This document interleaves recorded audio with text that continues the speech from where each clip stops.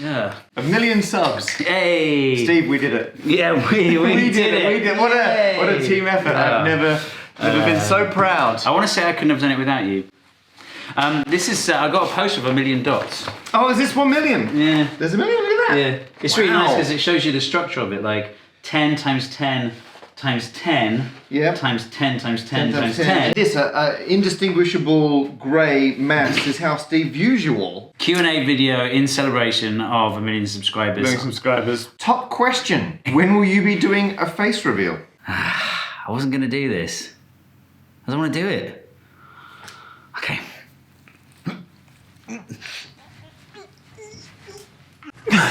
Hey, Vsauce! Steve Mold here. What are some cool video ideas that you have had that didn't make it to YouTube? And they specified cool video ideas. Oh, I've never had a cool video idea. Well, that's true, but you know. I wanted to make a video about the golden ratio, you know, because there's a lot of stupid things said about the golden ratio. Yeah, about that. Yeah. We're on board. Yeah. And yet there are some interesting places in nature that it appears. It has been comprehensively handled in almost exactly how I would have done it on Numberphile. Really? So I don't. Look at me. No, it wasn't you. It wasn't me. It was Ben Sparks. Oh, that guy. Yeah, it was very good. I think we can all agree about it. Did you ever make a video that you didn't post on YouTube? Do you know what? A couple of times with Veritasium where I've been working on a video and got derricked. Yeah, I got derricked. Well, it didn't. I got nearly derricked. You've had like 2 recently where I've got like a phone call from you going, Matt, I've got to change the whole schedule. Yeah, so I had to like redo the intro to say, you know that Veritasium video I'm sure you've just seen? It's now a follow-up video to Derek's. We've all been there. Which is great, but... I'd organised Helen Chesky to go on one of those parabolic flights to do a thing about angular momentum. Derek. I derricked you once, didn't I? You derricked me with the levitating table on chains. The tensegrity. The tensegrity, yeah. I had a whole bunch of things about tensegrity I wanted to do, which I still plan to do. Okay. I'm just going to wait for your video to just peter out, and then I'll... You know, I make these full videos on one thing, and he just kind of casually drops into a much bigger video, I've much been more grand. Michael Stevens a couple times that way. Yeah, because a lot of I got a whole video and he's like, oh, by the way, one thing, not related, but I thought I'd just ruin Matt's video, and then... Yeah. Both lovely people, by the way. Yes. There you are. And, you know, in fact, whenever I emailed Derek, he's like, can I use footage from your video? He's like, yeah, of course you can. Whenever I've been derricked, he's been very kind. Shows up in the comments and pretends he cares. It's nice. Yeah. If you've got a full can of beverage, its centre of mass is in the middle. Yeah. As you drink the beverage and it gets lower, the centre of mass moves down. Mm-hmm. But then once the can's empty, the centre of mass is back at the middle again. Yeah. And the question is, what's the lowest point the centre of mass reaches in a can? Yeah. As you're drinking the beverage. We filmed us trying to work it out. That was such a long time ago. We were in Vegas. We were performing at a skeptics conference. We did Vegas. Well, it's no big deal. I got into a discussion with someone who reckoned that the centre of mass just went down and down and down and down and down, and then suddenly really? back up. Yeah, which didn't make sense. That just like physics doesn't work like that. Generally speaking, like if you have a singularity like that, it doesn't. I mean, are there any videos you would want to make but can't? I mean, there's a few where I just don't have the answer yet. Doesn't hold me back. Give it a go. This is a remote control for like if you use your computer as a TV, then you might want to sit on the sofa. And it's got a full keyboard and everything. If you're sitting around, it's about the year 2005. You've got your TV server rigged up and plugged in. Yeah.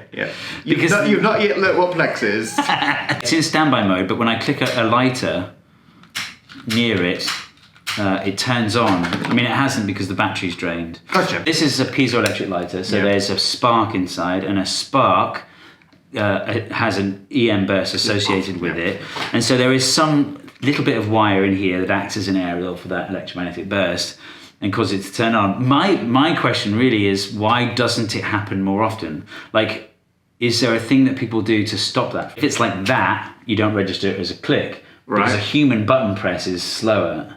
So there's some kind of threshold or something like that, but I don't know. Love it. Can't wait for the video. I feel like we've largely done it, but... Yeah, so I won't bother. But anyway, so when I used to work in IT support, someone said, I've got a problem with my keyboard. He's got the keyboard, and the phone he always had the phone resting on the keyboard, like that. Whenever his phone rang, it started typing gibberish on the thing. That's amazing. And it's got to be a similar thing where you've got this, the electromagnetic radiation from the phone. Something is just being picked up. I thought that was really cool. This is a tea infuser. Oh, yeah. And if you run hot water over it, it sings.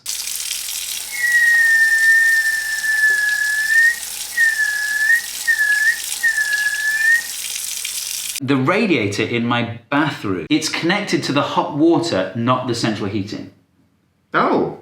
So whenever the furnace is burning to heat the hot water tank, it also heats the radiator in the bathroom. And I don't know if that's a thing or whether we just, the people that were in the house before us just had a really bad plumber. Any plumbers? No, make that video, Steve. It's not a video. I was just hoping there'd be some plumbers watching who might know. I'll put that out. I'll beat you to 2 million. Okay, so what did you do before YouTube? Okay. Who can remember? I don't. Steve before YouTube. So I studied physics at university, and I started doing stand-up comedy when I was at university as well. Then when I graduated and moved to London, I started doing stand-up comedy in London as well. Yeah. And I got better at doing stand-up comedy. But I started to get paid a little bit, and I was trying. I was there, Steve. Yeah, you were there for my early stuff, weren't you? But I wasn't being paid in big gigs. I was being paid to go to like student gigs and stuff. Yeah, and you probably had to drive as well. Yeah, you sort of drive for 2 hours. You get paid £10, and you drive back. And you realise it costs you £20 in petrol. I just sort of became aware of this kind of science communication world. And thought, that's good, because I kind of missed all the science stuff. I sort of hit the ground running in terms of doing science shows. And then we started doing science shows together with Helen and Arnie, and that really took off. And then I just started thinking, maybe I should put some stuff on YouTube, almost just as a way of like, immortalise. Oh, that's it. It's not quite right, but then I had a slight viral success with the chain fountain, and I thought, well, let's take this seriously. Do you do YouTube full-time, or do you have other projects or jobs on the side as well? Yeah, basically full-time. So on top of that, I do live shows, or at least I used to. And I probably will again. One day. And I write books. We used to do, for at least 3/4 of the year, a monthly comedy show in London. Yes. Back when such things were allowed. An evening of unnecessary detail. Yeah. I like this shirt. Oh, thank you. Are you... In celebration of your 1,000,000 subs, I'm cosplaying Steve Mold. Okay, you've even done the... I've done the... Yeah, I went all out. I didn't... Okay. You didn't manage the... No, okay. No, I'm cosplaying you 2 years from now. When you moved house, did you specifically install a red pipe, or was there an existing pipe that you just painted red? So here we are. Here's the camera. That's what we can see. There's the red pipe in there. As you know, if you'd seen all videos featuring me and Matt Barker, you'll know that the red pipe is actually just CGI. It's photoshopped in. Yep. Good gag. Yeah. I rent a studio, and I've moved from a small room to a big room. Both rooms have a red pipe. I know.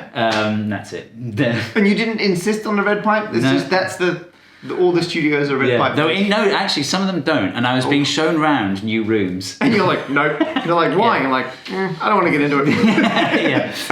I think some people say what the red pipe's for. It's sprinkler system. What's the most interesting fact about mold that you know? Get a clean jar, cut up some fruit, put it in the jar, seal the jar, put it somewhere warm, maybe in sunlight. It will grow mold. And wash the fruit in advance. Yep. Wash everything, put it in. What that means is there were spores in there after you washed everything. Spores are in the air. Like every breath you take has mold spores in it. Every move you make. Oh. I'll be watching. That's what the spores are doing. That's what they're saying. There's always potential for mold. Yeah. I just realise it in human form. Do you often find yourself forgetting what you've learnt from older videos? I've always wondered if this is a problem for yourself and channels like yourself, such as Smarter Every Day. Being destined, we call that. He did that to me on the rolling shutter effect on Propeller. Yeah. You did a follow-up, didn't you? I turned it into a follow-up. Classic. You go so in-depth to each topic, I feel like it's got to be tough remembering everything. It's like building a house of cards. You've got the whole house of cards in your mind. When I'm filming the video, it's all in my head. It's all cached, it's ready. The house of cards is there, and I'm delivering the house of cards. And then once the video goes live, it's going to get knocked over. But what's really useful is I've got video. You can watch it back. Yeah. Ice on Tree just says, how are you? Good. Really good. Good to have 1 million subs. Feels good, doesn't it? It does feel. It will feel good. I mean, I would have said seeing me for the first time in 18 months. What was your favourite Eureka moment in your career so far? I mean, my favourite thing was the gravitational waves video with the 2 black holes, the 2 wheels on a drill. That is amazing. No, thank you. Because I didn't know it would work. I had the idea and I put it together and it worked. It was very, very satisfying. Someone would like more behind the scenes of your workflow and research for videos? Yeah, the research process is, I forget who said it, but it's good to have a high tolerance for confusion.